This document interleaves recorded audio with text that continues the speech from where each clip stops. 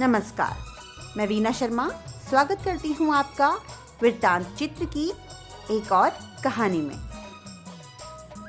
आप लोगों ने कई सारे राजाओं और रानियों की बहादुरी की कहानियाँ तो सुनी ही होंगी कि कैसे जांबाजी से दुश्मन सेना को हरा करके उनके छक्के छुड़ा के कैसे राजा वीरगति को प्राप्त हुए। लेकिन आज जो कहानी मैं आप लोगों को सुनाने जा रही हूँ वो कुछ अलग है। कहानी है रानी कर्णावती की। जी हाँ, गढ़वाल के राजा महीपति शाह की रानी कर्णावती। कर्णावती कम उम्र में ही विधवा हो गई थी, लेकिन अपने फर्ज को नहीं भूली। उस समय भारत में मुगलों का शासन था और दिल्ली के तख्त पर थे शाहजहां। उसी दौरान शाहजहां के सेनापति नजावत खां अपनी सेना को लेकर गढ़वाल क्षेत्र पर अपना अधिकार प्राप्त करने निकल पड़े थे। रास्ते में छोटे छोटे राजवंशों को जीतते हुए आगे बढ़ती मुगल सेना ने जीते हुए राजवंशों संतूरगढ़, शेरगढ़ और ननौरगढ़ को सिरमौर के राजा को सौंप दिया। अब मुगल सेना गंगा पार कर चुकी थी और श्रीनगर की ओर कूच कर रही थी।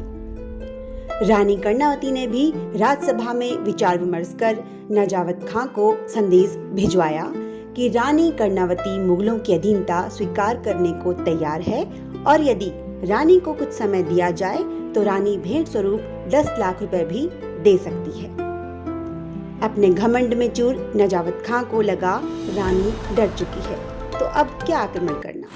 फिर क्या था, मुगल सेना ने रुकने का फैसला किया और 10 लाख का इंतजार करने लगे। इंतजार को 1 माह से अधिक हो चुका था। यहाँ मुगल सेना के पास खान पान और रसद समाप्त हो रहा था।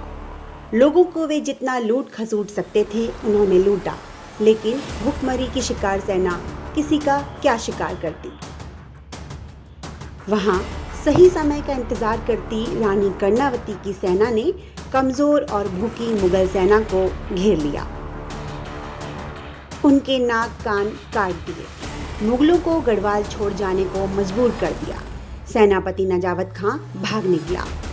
अब मुगल सेना का भय समाप्त हुआ और गढ़वाल क्षेत्र पर कब्जा करने का विचार उन्होंने छोड़ दिया। इस अद्भुत युद्ध नीति ने रानी कर्णावती को इतिहास में दर्ज कर दिया और दुनिया को बता दिया कि युद्ध तीर तलवार से ही नहीं, कूटनीति से भी जीता जा सकता है। रानी कर्णावती को हमारा शत शत नमन।